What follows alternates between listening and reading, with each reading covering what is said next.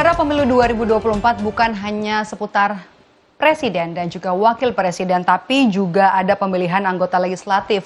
Lalu bagaimana dengan penetapan anggota Majelis Permusyawaratan atau MPR RI? Dan berikut ada ulasan dari jurnalis Kompas TV, Desi Fiftina. Pemilu 2024 bukan hanya tentang pilpres, tapi juga ada pemilihan wakil rakyat di lembaga legislatif seperti DPR, DPRD Provinsi, DPRD Kabupaten Kota, dan DPD. Nah, lalu bagaimana dengan lembaga yang kantornya ada di belakang saya?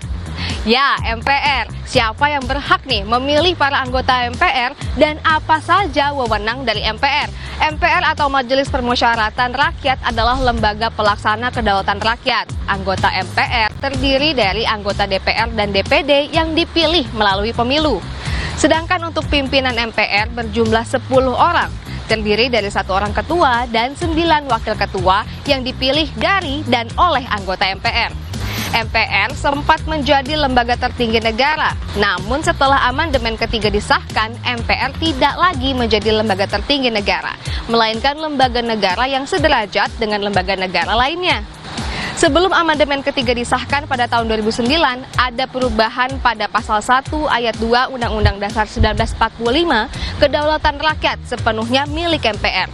Nah, kini setelah amandemen ketiga disahkan, kedaulatan berada di tangan rakyat dan dilaksanakan menurut Undang-Undang Dasar. Nah, lalu apa aja sih tugas dan wewenang MPR?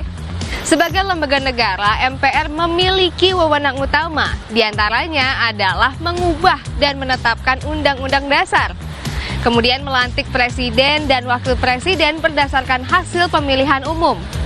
Memutuskan usul DPR berdasarkan putusan Mahkamah Konstitusi untuk memberhentikan presiden dan atau wakil presiden dalam masa jabatannya setelah diberi kesempatan untuk menyampaikan penjelasan di dalam sidang paripurna MPR.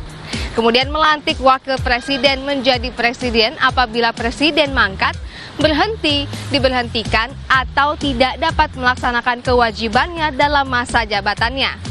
Lalu memilih wakil presiden dari 2 calon yang diusulkan oleh presiden apabila terjadi kekosongan jabatan wakil presiden dalam masa jabatannya. Memilih presiden dan wakil presiden apabila keduanya berhenti secara bersamaan dalam masa jabatannya sesuai dengan Undang-Undang Dasar yang berlaku. Itu dia sedikit informasi tentang Lembaga Negara Majelis Permusyawaratan Rakyat atau MPR. Jadilah masyarakat yang cerdas dengan cermat memilih siapa wakil rakyat yang layak duduk di kursi legislatif. Karena suaramu yang akan menentukan nasib bangsa ini di 5 tahun ke depan.